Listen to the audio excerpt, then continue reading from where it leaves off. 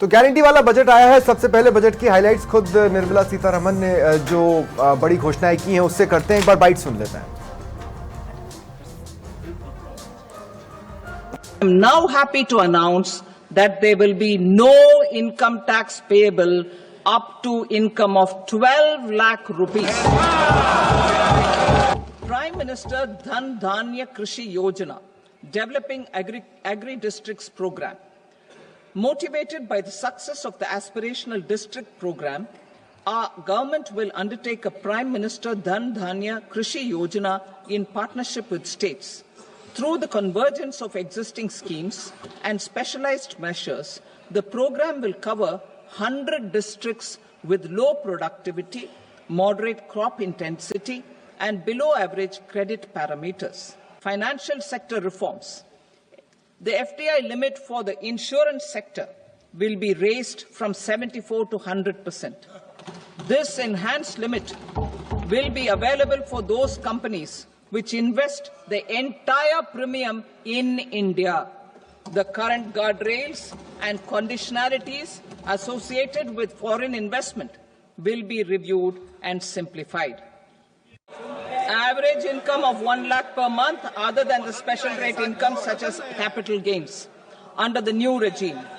This limit will be 12.75 lakh for salaried taxpayers due to the standard deduction of 75,000. Slabs and rates are being changed across the board to benefit all taxpayers. The new structure will substantially reduce the taxes of the middle class and leave more money in their hands, boosting household consumption, savings and investment. In the new tax regime, I propose to revise tax rate structures as follows. 0 to 4 lakh rupees nil, 4.8 lakh rupees to 4 to 8 lakh rupees 5%, 8 to 12 lakh rupees 10%, 12 to 16 lakh rupees 15%, 16 to 20 lakh rupees 20%, 20 to 24 lakh rupees 25%, and above 24 lakh rupees 30%. To UDAN regional connectivity schemes. UDAN has enabled 1.5 crore middle class people to meet their aspirations for speedier travel. The scheme has connected 88 airports, and operationalized 619 routes. Inspired by that success, a modified UDAN scheme will be launched to enhance regional connectivity to 120 new destinations and carry 4 crore passengers in the next 10 years. 4 crore additional passengers in the next 10 years. The scheme will also support helipads and smaller airports in hilly, aspirational and northeast regional districts. अच्छा, इस तरह की घोषणाओं के लिए मैं mentally prepared नहीं था। उसका कारण ये है कि ठीक बजट से पहले इकोनॉमिक सर्वे आता है और जिस तरह से इकोनॉमिक सर्वे आया था, आपने देखा होगा उसमें चीफ इकोनॉमिक एडवाइजर ने एक खास लाइन प्रीफेस में लिखी थी, one must sweat in peace to bleed less in war. इसका मतलब यह है कि शांति के वक्त पसीना बहाना चाहिए ताकि जब जंग की सिचुएशन आए तो उसमें खून कम बहे। अब ये लाइन पढ़ने के बाद मुझे लगा था कि बजट कुछ टफ टाइप का होने वाला है, खासकर 1991 का वो बजट जिसके लिए मनमोहन सिंह आज भी याद किए जाते हैं, कुछ उस तरह का शायद होगा। मैं इस तरह से प्रिपेयर्ड था, लेकिन जिस तरह से घोषणाओं की झड़ी लगी, मिडिल क्लास को एक लंबे अरसे बाद, अगर मैं कहूँ लगभग 20-22 साल के बाद उस तरह की तवज्जो मिली है, शायद इसलिए भी क्योंकि मिडिल क्लास किंग मेकर होता है, गेम चेंजर होता है। एक बड़े लंबे वक्फे के बाद जब ये जश्न मनाने का मौका मिला है, टैक्स में जिस तरह की छूट है, हालांकि उसके लिए बिल का इंतजार करना चाहिए, अभी देखना है कि उसमें किस तरह के क्राइटेरिया लग सकते हैं, कंडीशंस फंस सकते हैं, आखिर सियासत है, कुछ भी हो सकता है। लेकिन मोटे तौर पर क्या ये गारंटी वाला बजट वैसा बजट है जो 2047 में भारत को एक विकसित देश में बदल जाए, डेवलप्ड कंट्री में बदल पाए? आज इसी पर हम चर्चा करेंगे। स्वागत है आप सभी का, आपके साथ मैं हूं स्वप्निल और मेरे साथ जो गेस्ट जुड़ रहे हैं आपको इंट्रोड्यूस करवा देता हूं। बीजेपी प्रवक्ता नरेंद्र कटारा जी मेरे साथ हैं, कांग्रेस प्रवक्ता राजकुमार मीणा जी मेरे साथ हैं, डॉक्टर योगेंद्र सिंह मंगलम प्लस मेडिसिटी से हैं, हेल्थ सेक्टर के एक्सपर्ट हैं, आपका भी स्वागत है। ऋचा चंद्रा जी महिला उद्यमी है और चारू अग्रवाल महिला उद्यमी है, आप सभी का स्वागत है समाचार प्लस पर। नरेंद्र कटारा जी, किसी कारणवश आपको मैं स्टूडियो में इन्वाइट नहीं कर पाया, लेकिन अगर आप यहाँ आए होते ना तो मैं आपसे कहता कि कहीं से थोड़ा सा काजल लाइए और मुझे काला टीका लगाइए। ये मैं इसलिए कहता क्योंकि ये तो इस तरह का बजट है जिसमें कहना पड़ेगा कि नजर न लग जाए, नहीं तो हम तो ठीक है जैसे पिछले साल हालत थी इस साल भी हो जाती। जी जी स्वप्निल जी, स्वप्निल जी आप बिल्कुल सत्य कह रहे हैं। आज जब से बजट आया है मेरे फोन पे सैकड़ों मैसेज हैं आभार के और धन्यवाद के, क्योंकि आप देखिए कि करिश्मा जैसा लगता है हमको कि 1 लाख रुपए महीने कमाने वाले व्यक्ति को भी इनकम टैक्स नहीं देना पड़ेगा। ये एक आप सोचिए। अभी तो रुक जाइए, पहले वो बिल आ जाने दीजिए टैक्स वाला, कहीं आप कंडीशंस ना फंसा दो। मुझे तो डाउट है आप कंडीशंस फंसा दोगे। आपको अगर इतने दिनों बाद भी एक चीज जरूर महसूस होती होगी और जनता जानती है कि आज देश और दुनिया मोदी जी की गारंटी पर विश्वास करती है। और आप देखेंगे पिछले समय पे जिस प्रकार से मोदी जी को तीसरी बार प्रधान सेवक के रूप में देश की सेवा करने का मौका दिया है, राजनीतिक इच्छा शक्ति जो विकास को लेकर जनता के जीवन को बदलने को लेकर एक ब्रांड बन चुके हैं मोदी जी की गारंटी। तो आप बिल्कुल विश्वास रखिए कि जो इनकम टैक्स का जो बिल आ रहा है उसमें बहुत अच्छा होने वाला है और जो अब तक हुआ है उससे भी अच्छा होने वाला है, ये मैं विश्वास दिलाता हूं। नहीं, लेकिन कैसे होने वाला है, मैं ये डाउट इसलिए है क्योंकि आपका इकोनॉमिक सर्वे ही कहता है कि अगर हमारा ग्रोथ रेट अगले 15-20 साल तक अगर 8% पे रहेगा तो हम 2047 तक विकसित भारत हो पाएंगे। अब बजट ये तो नहीं बता रहा है किसी भी हालत में कि वो 6.5 से 8 कैसे होगा। जी स्वप्निल जी, जो ये संख्याओं पे आधारित बजट बिल्कुल नहीं है, व्यवहारिक बजट है। आप देखिए कि आज 12 लाख की इनकम पे अगर छूट दी गई है तो कितने लोग खुश हैं। इसका मतलब समझिए लोगों की इनकम बढ़ रही है, लोगों की इनकम पास में है, लोगों की आय है, लेकिन नहीं, इसको देखने के दो नजरिए हो सकते हैं कटारा भाई, इसको देखने के दो नजरिए हो सकते हैं। लोग ये भी तो ढूंढ रहे हैं कि इनकम मिले और ये भी तो ढूंढ रहे हैं कि इनकम बढ़ाएं कैसे। अच्छा, जवाब तो इसका भी बजट में मिलना चाहिए था ना। अगर आप आंकड़ों पर ही बात कर रहे हैं तो बात अलग है, या आंकड़ों से इतर सिर्फ व्यवहारिक स्तर पर ही बात कर रहे हैं तो बात अलग है, लेकिन आंकड़ों के लिहाज से कोई सपना हम देख पाए वो कंडीशंस अभी समझ में नहीं आ रही।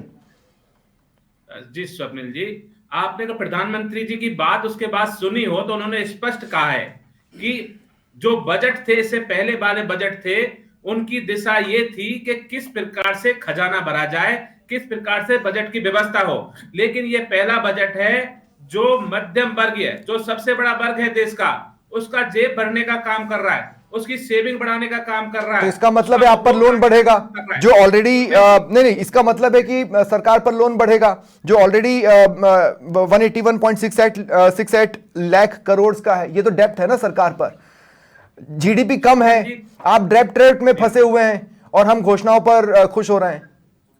नहीं, हमने कोई घोषणा ऐसी नहीं की है जिसमें सरकार कोई भुगतान कर रही हो। आप देखिए, इसके बाद में आपको लगेगा कि आप अर्थशास्त्र के विद्यार्थी रहे नहीं रहे, लेकिन मैं अर्थशास्त्र का विद्यार्थी रहा हूं। जो 50 रुपए होता है जब वो बाजार में निकलता है तो 5,000 रुपए का काम करता है। इससे आप समझिए कि जब बाजार में रोटेशन घूमता है मुद्रा का, पैसे का, चलन मुद्रा का, तो अर्थव्यवस्था में आमूलचूल परिवर्तन होते हैं। जब लोगों की इनकम बढ़ेगी, नंबर 1 में इनकम दिखेगी, 12 लाख रुपए तक की इनकम जब आएगी, 1 लाख रुपए महीने की तक की इनकम आएगी, तो लोग खर्च भी करेंगे, और जब खर्च करते हैं तो अर्थव्यवस्था में आमूलचूल परिवर्तन होते हैं। घूम फिर कर पैसा आप तक तो आना ही है, इसमें तो कोई दौराई नहीं है। नंदन भाई, मैं आज सुबह से इस बात को कह रहा हूं कि अगर 12 लाख तक की छूट मिली है, इसका मतलब यह है कि 80,000 तक की सेविंग करने की स्थिति में मैं पहुंच रहा हूं। और अगर मैं 80,000 तक की सेविंग करने की स्थिति में पहुंच रहा हूं तो हो सकता है कि मैं गाड़ी खरीदूं, तो उसमें आपने ईवी वाला भी रोड निकाल दिया है, तो मैं उस रूट को भी पकड़ सकता हूं। ये भी हो सकता है कि मैं घर ले लूं, मैं अपनी EMIs बनवा लूं, तो वो पैसा घूम फिर कर देश की इकोनॉमी को दौड़ाएगा। इसमें तो कहीं कोई दौड़ाई नहीं है। ये तो स्मार्ट गेम है, इसमें कोई दौड़ाई नहीं है। नरेंद्र भाई, मैं आगे आपके पास आऊंगा, लेकिन मैं ये भी जानना चाहता हूं, कांग्रेस का एक रिएक्शन ले लेते हैं और उसके बाद फिर इसका एनालिसिस अच्छे से खुलकर करेंगे। राजकुमार भाई, मैं समझ नहीं पाया, मतलब पासिंग नंबर्स तो देने ही चाहिए ना एटलीस्ट। मतलब अगर मिडिल क्लास खुश है और मिडिल क्लास अगर जश्न मना रहा है, अपनी खुशी का इजहार कर रहा है। सोशल मीडिया प्लेटफॉर्म्स पर आज आपने देखा होगा लोगों ने तो यहाँ तक गाने लगाए हैं निर्मला सीतारमण की तस्वीर के आगे कि तू ही बिगाड़े तू ही संवारे। तो मैं पूछना चाहता हूँ कि फिर आखिर पासिंग नंबर्स भी क्यों नहीं दिए जा सकते? स्वप्निल जी, बात क्या संशय यहाँ आता है कि मोदी की गारंटी, हम 2014 से मोदी की गारंटी देख रहे हैं। मोदी की गारंटी थी 2 करोड़ रोजगार, मोदी की गारंटी थी 15 लाख, मोदी की गारंटी थी किसानों को एमएसपी, मोदी की गारंटी थी सीमा सुरक्षा, मोदी की गारंटी थी 100 स्मार्ट सिटी, मोदी की गारंटी थी 2022 तक बुलेट ट्रेन इस देश में, मोदी की गारंटी थी 2022 तक इस हिंदुस्तान के अंदर हर पक्का घर होगा। समस्या क्या होता है, जहां गारंटी शब्द आ जाता है ना वो थोड़ा लपड़ा कर देता है। अब इन्होंने चलो ठीक है, गारंटी शब्द तो 24 में आया ना, गारंटी शब्द 24 में आया है, 23-24 में। सुनिए इनकी गारंटी, इनकी फ्री बीप इन्होंने जब भी चालू की ना, फिर भी जब से इन्होंने बहुत सारी गारंटी आई है, तो ये गारंटी शब्द थोड़ा क्या दुख देता है। दूसरी बात आपने बोला कि ये बड़ा खुशी मना रहे हैं कि टैक्स में छूटे, बड़ी अच्छी बात है कि आपने 12 लाख तक टैक्स फ्री किया, लेकिन 7 दिन बाद आप जो उसके लिए पॉलिसी लेके आ रहे हो उस पर हमें संशय है। क्या कंडीशन आप उसमें रख दोगे? उसको क्लियर करो ना, आपने मजदार में लटका दिया। जब बिल पेश होगा तभी पता चलेगा कि लफड़ा क्या पड़ रहा है कि जब 7 दिन पूरे हो जाएंगे, अभी दिल्ली में चुनाव है। और अगर मैं इनकी नियति पे इस वजह से सवाल उठा रहा हूं कि अगर इनकी नियत साफ होती तो पूरा क्लियर आज ही कर। पर ये भी तो है कि अगर लेकिन अभी सुनिए अगर आज ये घोषित कर देते तो आप कहते थे कि चुनाव में अंतर पड़ जाएगा। स्वप्निल जी सुनिए, 3 दिन बाद दिल्ली में चुनाव है, निश्चित तौर पर उसमें कुछ ना कुछ गड़बड़, कुछ ना कुछ कंडीशन लगने वाली। मैं यही कह रहा हूँ, इसी वजह से मुझे भी लग रहा है कि कंडीशंस लगेगी। मैंने भी कहा, राजकुमार भाई, मैंने भी कहा कि कंडीशंस लगेंगी, हो सकता है लगें, लेकिन अगर मान लीजिए कि आज कोई और ये इस अट्रैक्टिव घोषणा को और अट्रैक्टिव बना दिया जाता तो आप तो ये कहते ना कि दिल्ली चुनाव को प्रभावित करने के लिए घोषणा हो गई। चलो आकर्षक घोषणाओं की आपने बात की, पर ये आकर्षक तो है। सुनो आकर्षक घोषणा तो पिछले बजट में भी हुई थी कि किसानों के लिए 10,000 बायो इनपुट केंद्रों की स्थापना करेंगे। मैं इनसे कटारा जी से पूछता हूं, एक का नाम बता दीजिए देश के अंदर। दूसरी आकर्षक घोषणाओं की बात तो यह भी हुई थी कि देश की 500 शीर्ष कंपनियां 1 करोड़ युवाओं को कौशल विकास का प्रशिक्षण देंगे और साथ में इंटर्नशिप के ये पैसे देंगे। कि 10 कंपनियों के नाम बता दीजिए आप तो, कि इन 10 कंपनियों। तो ये क्या होता है कि लुभावना, लोग लुभावना। थोड़ा सा दुख मुझे इस बात का था कि पिछले साल के बजट में भी राजस्थान का नाम नहीं था और इस साल में भी कहीं तक नाम नहीं है। तो कहीं ना कहीं ये दुख होता है। आप डबल इंजन की सरकार करते हो, लेकिन क्या इस बात को नकारा जा सकता है, क्या इस बात को नकारा जा सकता है कि हिस्टोरिकली पहली बार हम 50 ट्रिलियन बजट के मुहाने पर खड़े हैं, मोर देन 50 ट्रिलियन। सर इनकी संस्थाएं सही आंकड़ा देना तो मैं बात करूं, आप बोला तो बजट का, तो इसमें कौन सी संस्था दे रही है? तो बजट नहीं बताइए। सुनिए, ये बोलते मैं इतने ट्रिलियन चल गए, उतने ट्रिलियन चल जाएंगे, तीसरी अर्थव्यवस्था बढ़ जाएंगे। चलो, अरे जाएंगे नहीं, बजट उतने ट्रिलियन का है भाई। सुनिए, आज ये इस कंडीशन पे पहुंचना, आज जीडीपी गिर रही है। आप ये देखिए, जो कॉर्पोरेट पहली बार देश में ऐसा हुआ है, जो उद्योग जगत है उनका इनकम टैक्स कम आ रहा है। मंदी चल रही है, बेरोजगारी दर 40% हो गया, जिसमें 30% बीए पास आउट लोग हैं। आप उस पे क्यों नहीं बात कर रहे हो? आप सीधा महंगाई बढ़ रही है, उस पे बात कीजिए। ठीक है राजकुमार जी, मेरे साथ सीए संजय मिश्रा जी भी जुड़े हुए हैं, जाने माने अर्थशास्त्री हैं। संजय भाई, आपका भी मैं स्वागत करता हूं समाचार प्लस पर। बहुत पहले कहा जाता था कि निंदक नियरे राखी है, लेकिन आजकल ये इसलिए नहीं कहना चाहिए क्योंकि आजकल निंदक अवसर में चुनौती ढूंढते हैं, और यहां चुनौती में अवसर ढूंढने वाला बजट इसे कहा जाए या नहीं, ये मैं आपसे पूछना चाहता हूं, क्योंकि अगर ऐसा है तो इस बजट को मैं दूरदर्शी कह पाऊंगा। आप सबका धन्यवाद सर, आपने मुझे मौका दिया बोलने का। हेलो, हाँ बोलिए, हम सुन रहे हैं। हाँ सर, मेरा तो ये कहना है कि अपन इस बजट को अपन सबको एक व्यापक रूप में देखना चाहिए। इसको पॉजिटिव सेंस में इस बजट को लेना चाहिए, क्योंकि जो बजट दिया गया है, पहली बार ऐसा हुआ है कि मध्यम वर्गीय आदमी को कुछ देने की कोशिश की गई है। परसों के बाद, एक तरह से अपन कह सकते हैं कि परसों के बाद कुछ मिला है मध्यम वर्गीय आदमी को। और 12 लाख की जो लिमिट की गई है वो छोटी लिमिट नहीं होती। उससे क्या होगा साहब, लोगों के पास पैसा आएगा, जो अभी मेरे साथी ने कहा था, लोगों को पैसे को यूज करेंगे, कहीं ना कहीं इनडायरेक्टली उससे रोजगार बढ़ेगा। किसी ना किसी आदमी के पास वो पैसा जाएगा, आप पैसा खर्च करोगे, पैसा किसी न किसी के पास जाएगा, वो पैसा उससे रोजगार 100% बढ़ेगा। लेकिन संजय भाई, एक छोटा सा काउंटर है मेरा कि जो वो फेसलेस टैक्स टेररिज्म हम फेस कर रहे हैं, जैसे आटे दाल पर भी तो हम टैक्स दे ही रहे हैं ना, ऐसा तो नहीं है फेसलेस है तो क्या हुआ? नहीं, आप अगर मेरा छोटा सा मानना यह है कि अगर आप सज्जन मोदी जी को प्रॉपर सपोर्ट करते रहोगे, अगर ये इस तरह की विपत्तियां नहीं आती, जैसे कोरोना आ गया है, ऐसी चीजें नहीं आई। मेरे भाई ने कहा कि साहब उस टाइम पे ये बोला, ये वादे किए, तो मेरे को काफी उम्मीद है, ऐसा लग रहा है कि शायद पहली बार ऐसा हो रहा है कि पैसा जो यूज हो रहा था वो प्रॉपर जगह पे जा रहा है, लोग बागों का डेवलपमेंट हो रहा है। आज मेरे लेकिन पास कितने बात बताना चाह रहा हूं, सॉरी संजय भाई, लेकिन कितने एग्रेसिव लक्ष्य रखे जा सकते हैं? जैसे मैं ये कह रहा हूं फिस्कल डेफिसिट पर 4.4 का परसेंट का ऐलान कर दिया है। अच्छा, ये 4.4 भी एस्टिमेशन है। आपको याद होगा 2014-2015 में 16-17 के लिए जो एस्टिमेशन था वो 3% था, अब आप उसी से बढ़ गए। नहीं, बिल्कुल बढ़ गए। असल में क्या होता है, गवर्नमेंट को ये क्या एक इस तरह के चक्रव्यूह है, इसके अंदर आपको चुनाव भी जीतना है, लोगों को लुभाना भी है, सारे काम करने। अगर आप नहीं करोगे तो आप आउटडेटेड हो जाओगे। आज जैसे आप लोगों को भी समाचार प्लस को चलाना है तो इसको कई चीजें करनी पड़ती हैं ऐसी, और जैसे दूसरी पार्टी है वो भी करती है, तो मजबूरी ये है कि पार्टी ना चाहते हुए भी उस पार्टी को भी कुछ ना कुछ करना पड़ता है। जबकि अगर रेस्ट्रिक्शन लगना चाहिए, जो मैं बीइंग अर्थशास्त्री मेरा ये सोचना है कि फ्री की स्कीमें सारी बंद होनी चाहिए। हाँ। किसी को क्यों फ्री में दिया जाए? जो आदमी काम करे उसको दिया जाए, और आप एजुकेशन के ऊपर और मेडिकल फैसिलिटी सबको फ्री। लेकिन आप इस बात से तो सहमत होंगे ना कि ये जो बजट है वो बेसिकली सरकार पर कर्जा और बढ़ाने वाला है? नहीं नहीं, बिल्कुल बढ़ाने वाला नहीं है। अगर इसको सच्ची नियत से किया जाएगा तो सरकार को इसमें फायदा होगा, कोई दिक्कत नहीं है इसके अंदर। मेरा सोचना ये है। ठीक है। मैं योगेंद्र सिंह जी आपके पास आ रहा हूं। हेल्थ सेक्टर इस बजट को किस रूप में देख रहा है?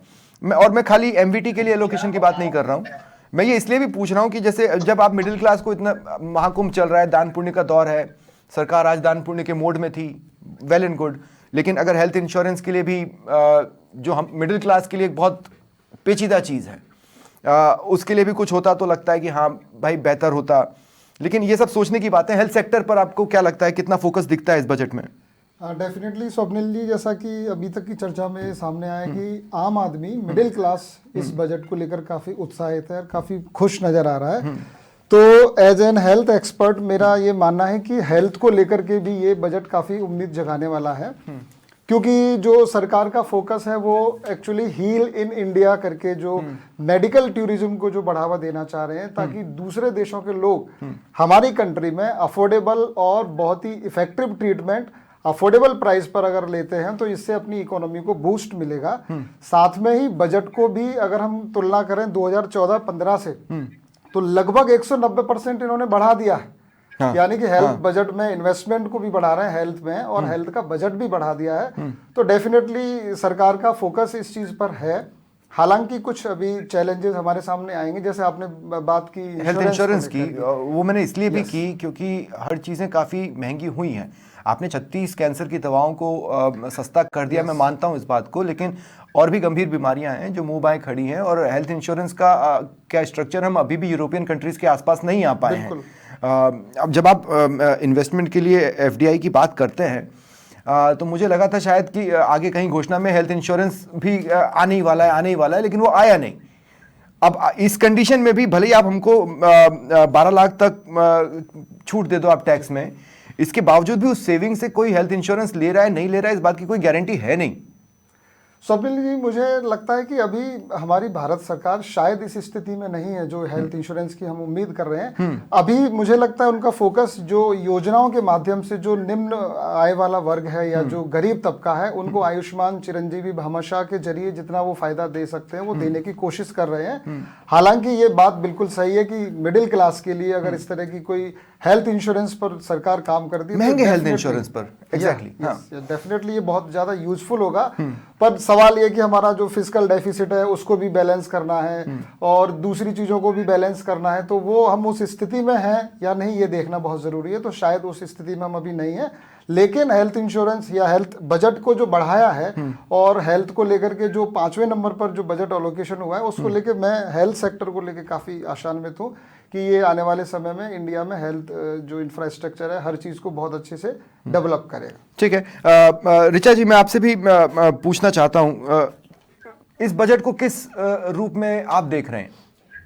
देखिए, जैसे कि इन्होंने कहा है कि बजट को हाईलाइट किया है कि सबका विकास, तो उसको हाईलाइट करते हुए इन्होंने करा है कि जो ये एक तो टैक्सेशन वाली पॉलिसी, इसमें वही है कि लोगों के पास पैसा बचेगा वो खर्चा करेंगे जिससे कि ट्रेड बढ़ेगा, और जो कि जो हमारी all India CAIT confederation of all India traders association है प्रवीण खंडेलवाल जी के अंडर, उसका भी मेन एम यही है कि हम ट्रेड को किस तरह से बढ़ा सकते हैं, और उसमें भी हमारा फोकस है कि इसको विमेन के लिए हम कैसे इसको यूज कर सकते हैं। दूसरा, coming from the IT sector, AI को लेके जो इन्होंने बहुत अच्छे अनाउंसमेंट्स किए हैं, लाइक 500 करोड़ के एआई लैब्स, लेकिन फंड कोई डेडिकेट नहीं किया है अभी announcement, it's just in, fund कोई डेडिकेटेड नहीं है, ये एक घोषणा है, इट्स अ घोषणा। और वो उन्होंने कहा है जैसे कि 50,000 टिंकर लैब्स गवर्नमेंट स्कूल्स में हम लोग बनाएंगे नेक्स्ट कमिंग ईयर्स में। तो जितनी जल्दी हम बच्चों को कंप्यूटर्स में और इन सब में एजुकेट करना स्टार्ट करेंगे, उतना हमारे फ्यूचर के लिए ऑब्वियसली वो, बिकॉज फ्यूचर जो है वो आईटी है, वो सबको दिख ही रहा है उसमें। तो मुझे हम जब बार बार टैक्स स्ट्रक्चर की बात कर रहे हैं, पुराने रेजिम से बार बार उसको कंपेयर किया जाता है। पुराने रेजिम ऐसा लगता है मुझे कि शायद आगे आने वाले समय में डिसकंटिन्यू होने वाला है, मे बी शायद वो जो नया बिल आने वाला है उसी के साथ वो डिसकंटिन्यू हो जाए। लेकिन पुराने रेजिम में टैक्स बेनिफिट्स ज़्यादा थे, और इसी कारण आज भी वो लोगों के बीच में अट्रैक्शन का कारण बने हुए हैं।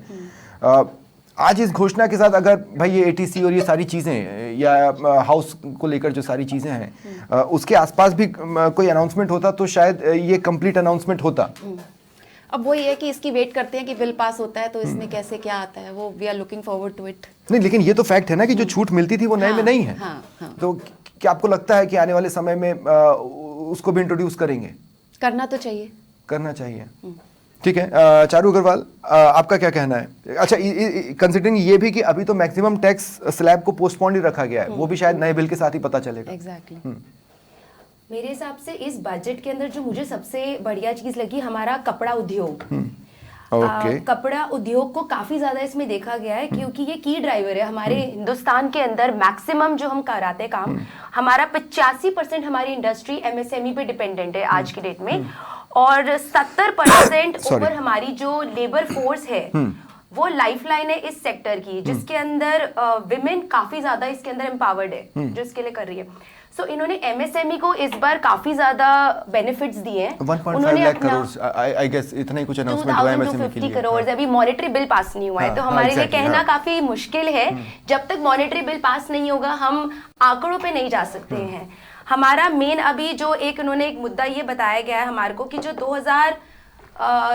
250 करोड़ का जो एक बेसिक सैंक्शन निकाला गया है, जिसके अंदर उनका 5.7 करोड़ जो वो एमएसएमई के ऊपर डेडिकेट कर रहे हैं, इसमें जो एक स्लैब बनाया गया है एमएसएमई के अंदर, वो काफी बेनिफिट होगा। आप ये समझिए, जब एमएसएमई को आप बढ़ावा दोगे तो वो जो लेबर कैटेगरी है, जो मेन हमारे हिंदुस्तान में मेजर कैटेगरी है, उसको सबसे बड़ा बेनिफिट मिलेगा, उसको एम्प्लॉयमेंट मिलेगा, उसको एक रोजगार मिलेगा। आज अगर उस कैटेगरी को, जो हमारी बिलो पॉवर्टी लाइन में आ रही है, अगर उन्हें रोजगार मिलता है इन छोटी छोटी एमएसएमई सेक्टर से, वो ऑटोमेटिकली हमारी कंट्री की इकोनॉमी को, या जो एक विकसित भारत है, आज नरेंद्र मोदी जी का जो एक ऐलान है कि उनको भारत एक विकसित भारत बनाना है या मेक इन इंडिया बनाना है, ये एमएसएमई तो करेगा।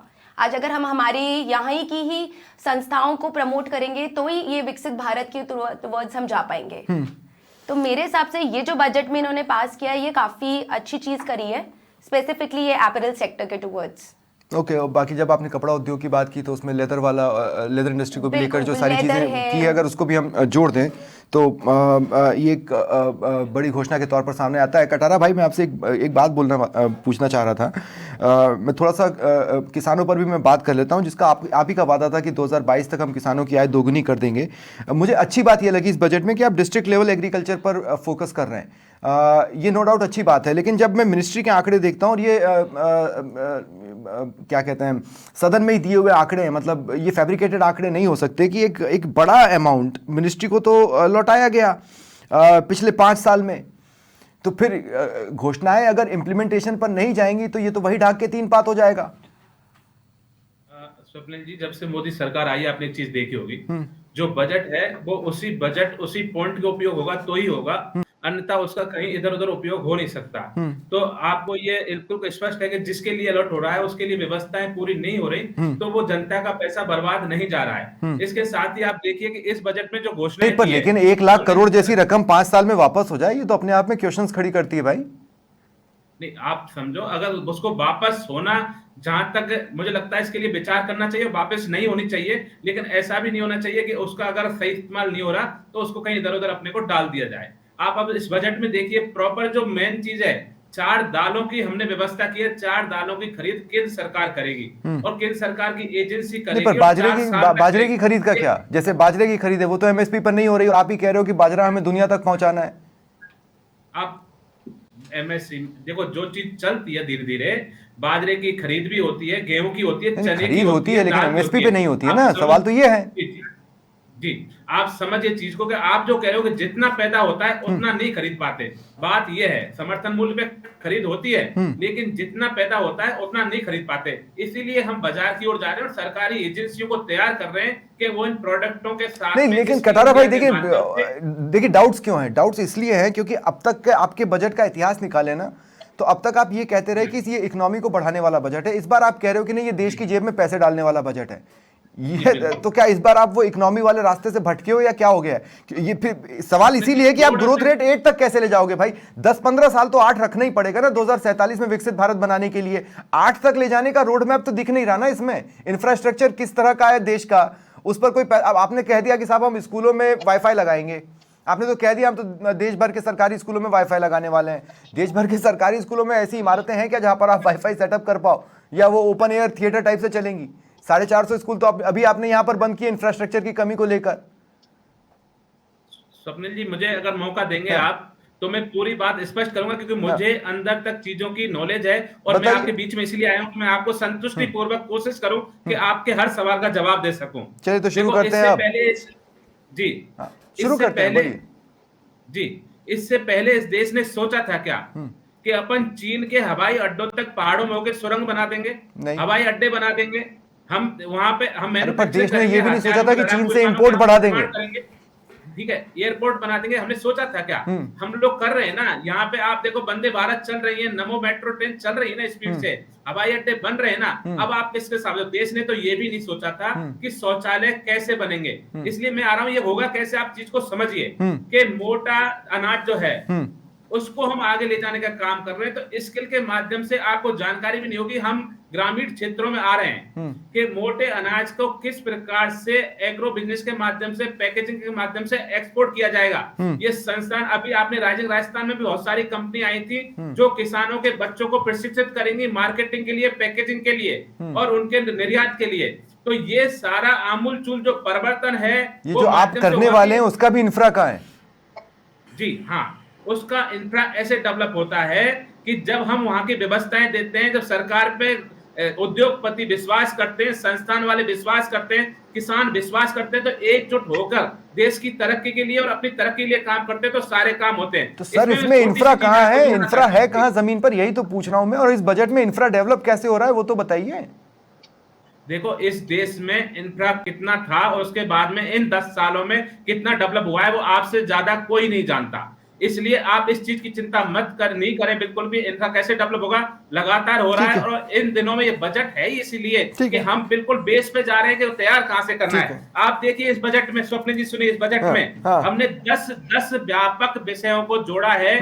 शुरू में माननीय वित्त मंत्री जी ने चर्चा की थी, कृषि उत्पादन और कृषि विकास अनुकूलतम करना, निर्माण के साथ ग्रामीण संपन्नता लाना, सबको साथ लेकर समावेशी प्रगति पर जाना, मेक इन इंडिया को अधिक गति से बढ़ाना, जनता आधारित अर्थव्यवस्था में निवेश करना, एमएसएमई को प्रमुखता देना। जैसे मेरी बहन कह रही थी ना, ऊर्जा आपूर्ति सुनिश्चित करना, आप पॉइंट पे ध्यान देना, ऊर्जा सबके मूल में है। ये बजट में नहीं, ऊर्जा के क्षेत्र में तो मैं ये कहूंगा कि ये जो न्यूक्लियर एकाएक रिन्यूएबल एनर्जी के बाद न्यूक्लियर एनर्जी का जो शब्द आज सुनने को मिला, ये नया भी था और ये अच्छा भी था। मैं इसमें कोई दोहराई नहीं है।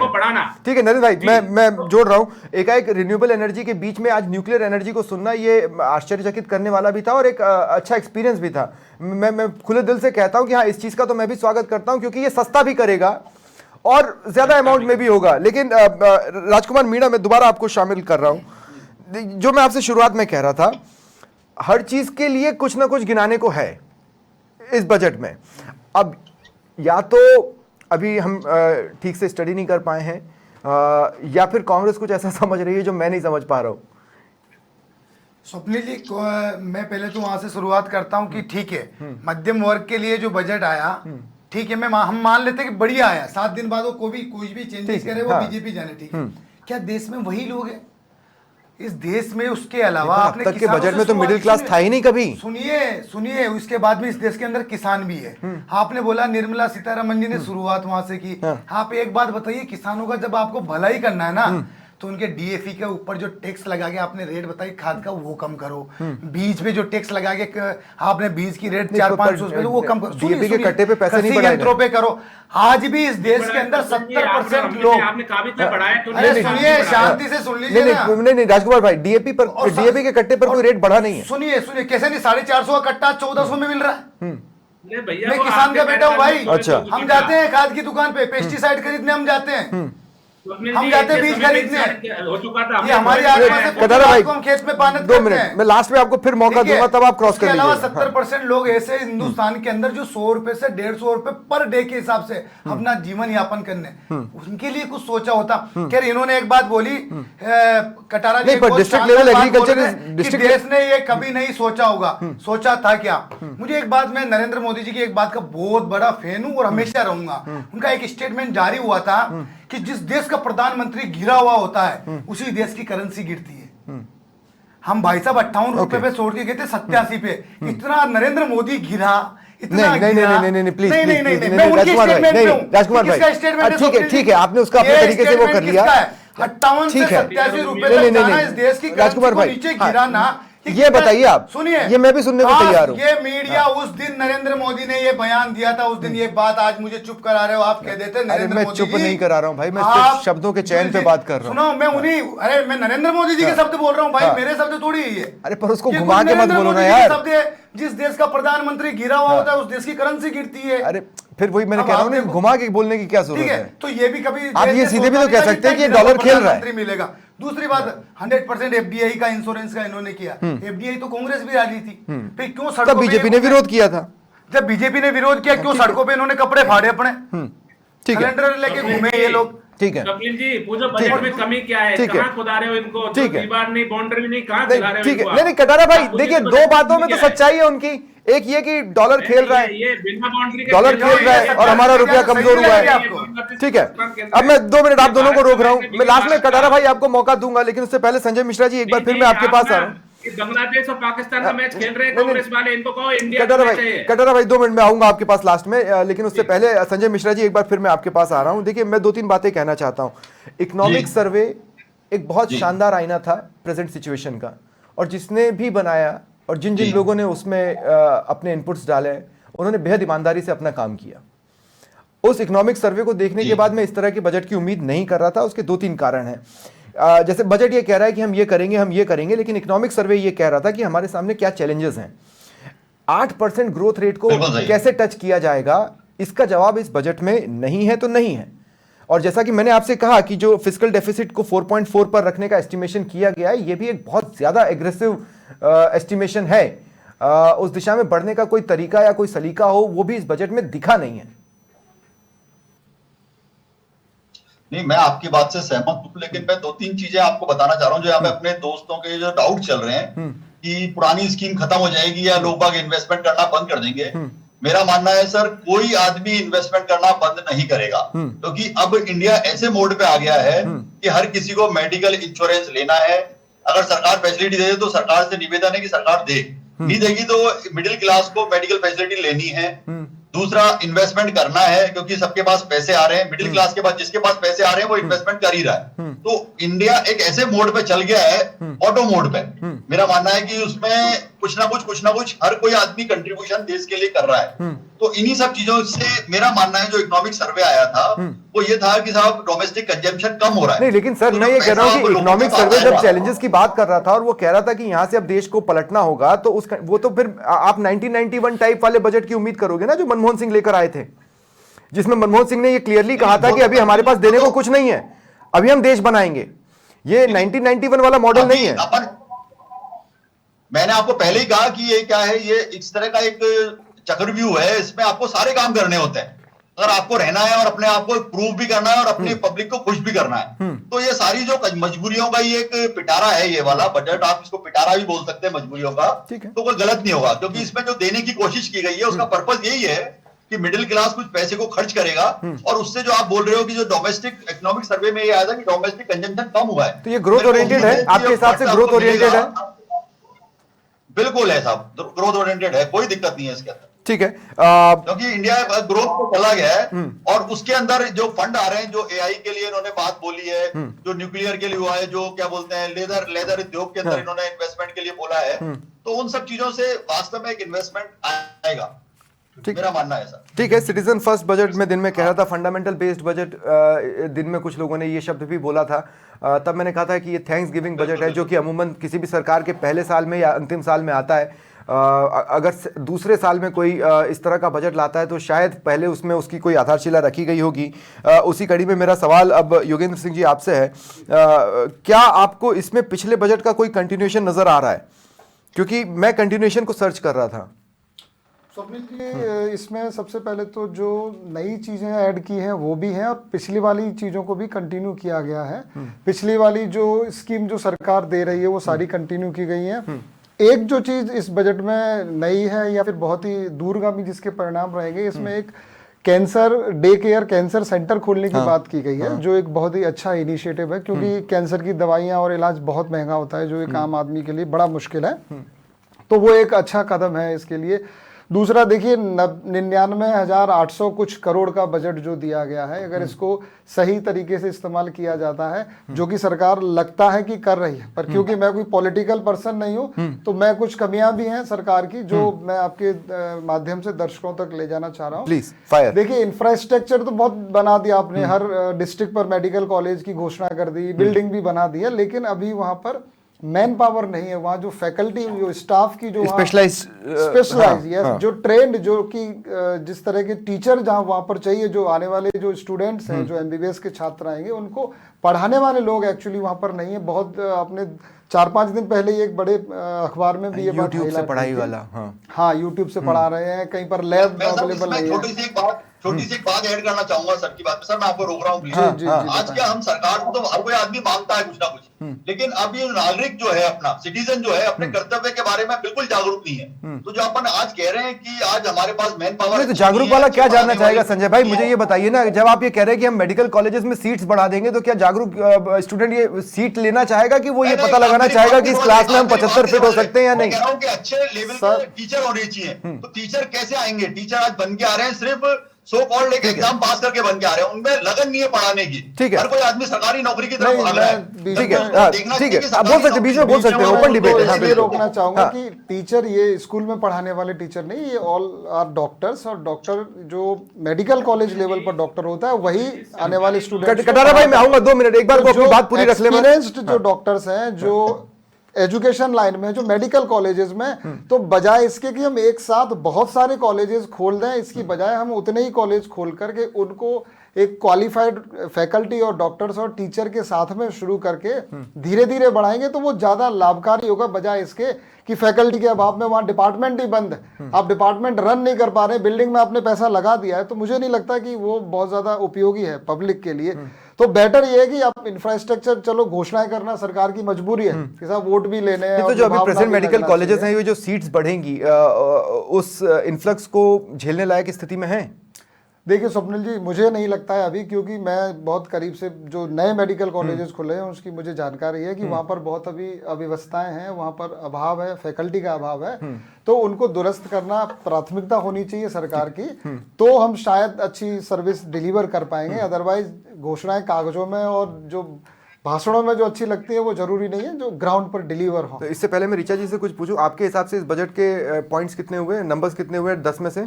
10 में से देखो, बजट के ओवरऑल अगर मैं बात करूं, नॉट ओनली हेल्थ सेक्टर, तो बजट तो 7.5 नंबर डिजर्व करता है मेरे हिसाब से।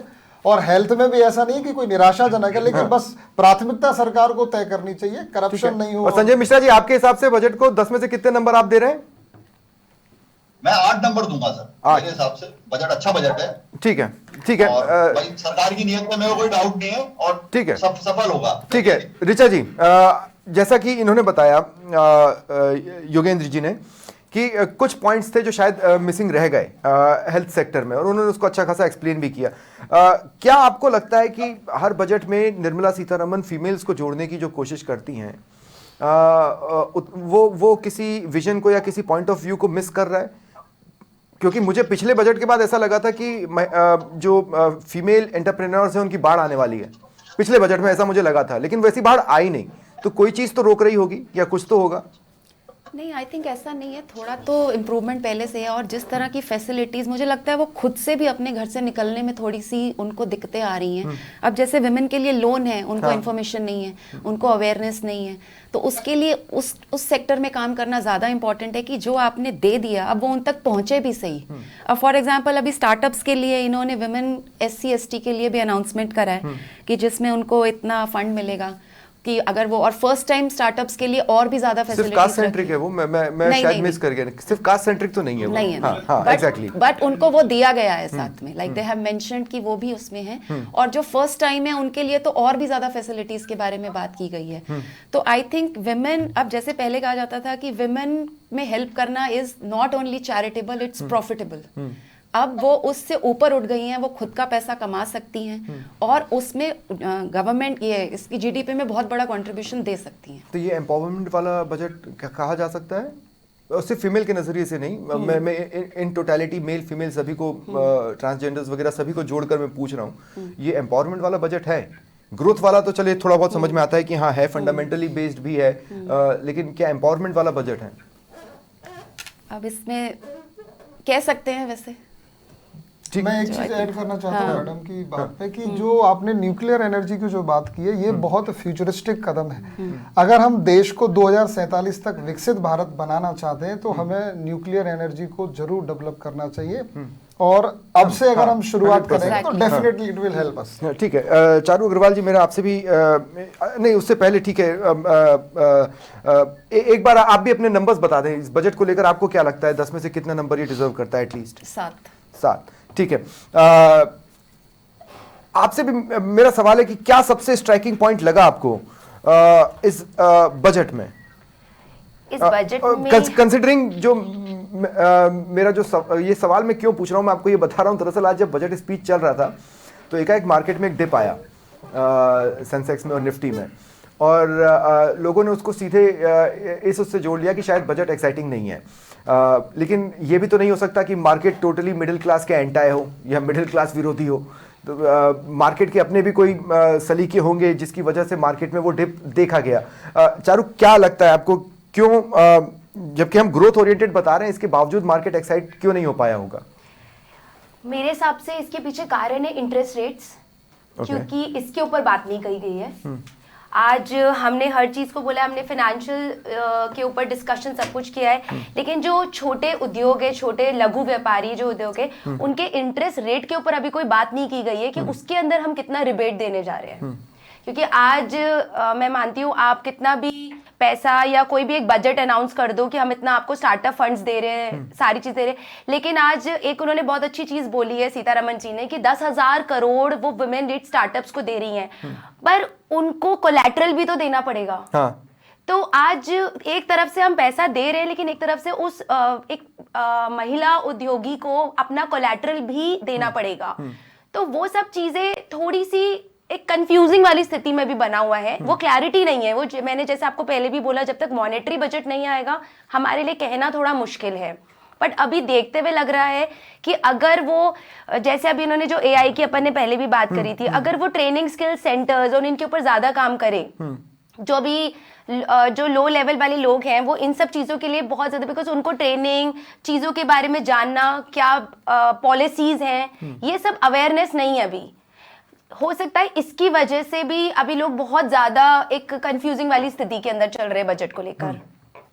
ठीक है, ये FII वाला भी पोर्शन था शायद, मुझे बीच में ऐसा लगा, किसी को मैंने बोलते सुना कि जो कि लॉन्ग टर्म टैक्स जो 10 से 12.5 किया गया था, मे बी वो भी एक रीजन आज डिप का रहा होगा। बिल्कुल हो सकता है आज एक मिडिल क्लास वो तो खुश होगा ही ऑब्वियसली, क्योंकि उनको टैक्स में रिबेट है, लेकिन आप लॉन्ग टर्म भी सारी चीजें देखते हैं, जैसे लोन में रिबेट्स वगैरह, वो आज जैसे सर ने भी बोला कि ठीक है आपने दिया, सब कुछ करा, लेकिन अल्टीमेटली आप लोन तो लेंगे ही। लेंगे। हम अपने डेप्थ में में तो खुद को डालेंगे, वो उधारी जो चलेगा ही चलेगा, तो उसमें हमें कितना रिबेट मिलता है वो एक बहुत महत्वपूर्ण है, क्योंकि जितना पैसा आज आपने टैक्स में बचाया, अगर आप उतना पैसा बैंकिंग सेक्टर को दे रहे हो, तो वो आप एक रिवॉल्विंग, एक राउंड रोटेशन में घूम चुके हो। वो फिर वेट एंड वॉच वाली स्थिति, अभी 7 दिन बस, का वो इंतजार हमें wait and करना watch वाली होगा। स्थिति में ठीक तो है। हम भी कटारा साहब थोड़ा बहुत सा इंतजार wait करवा रहे हो आप पूरी तरह से जश्न मनाने के लिए। मतलब अगर हम दिए जलाना चालू भी करें तो पटाखे फोड़ना अभी चालू नहीं कर सकते। ये कंफ्यूजन अगर आप बहुत जल्द क्लियर कर देंगे तो ज्यादा बेटर होगा। लेकिन एक अच्छा, शुरुआत में तो आप पहले जवाब ही देना चाहेंगे ना? मैं आपको 1 मिनट देता हूं, जवाब दे लें, फिर मेरा सवाल सीधा रहेगा, उसको लीजिएगा।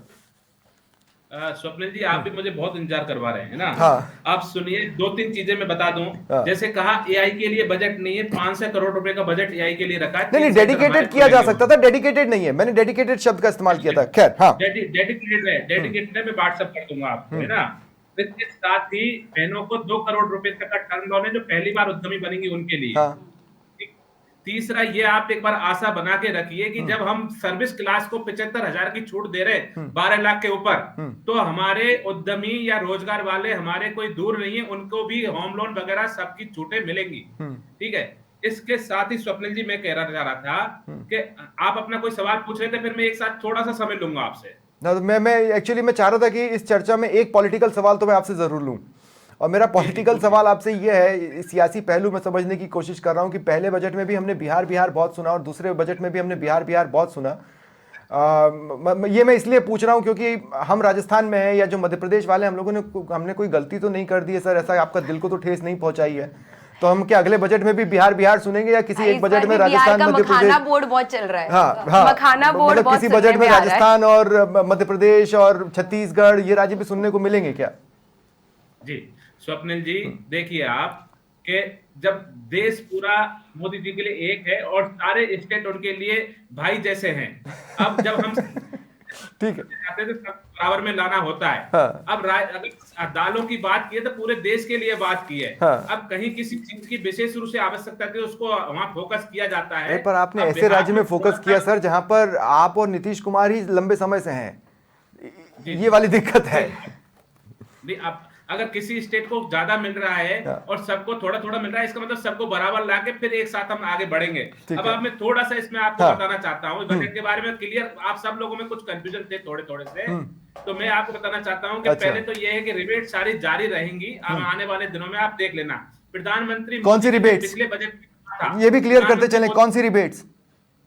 न्यू रेजिम, टैक्स के न्यू रेजिम में तो कोई रिबेट है नहीं। बिल्कुल, होम लोन पे, हेल्थ पे, जो भी चलता रहा, किसी से कुछ नहीं छीना जाए। हमारा इस बार बजट का मंतव्य एक ही है कि ज्यादा से ज्यादा पैसा बाजार में जाए। क्लियर कट चीज है हमारा, ठीक है, यही उद्देश्य है। कंज्यूमरिज्म, कंजप्शन बढ़े, खर्चे बढ़े, बाजार में पैसा रोटेट हो और इकोनॉमी को एक स्पीड मिले, ये हमारा इस बार का मोदी जी ने साफ नहीं, कहा लेकिन है दादा कि हम देखिए बेसिक पॉइंट यही है, आपको कंज्यूमरिज्म जितना बढ़ाना है आप बढ़ाइए, लेकिन आप उन लोगों का भी तो सोचिए। जैसे कई लोग तो अभी इनकम ढूंढ रहे हैं और कोई लोग अपने इनकम में इंक्रीज ढूंढ रहे हैं।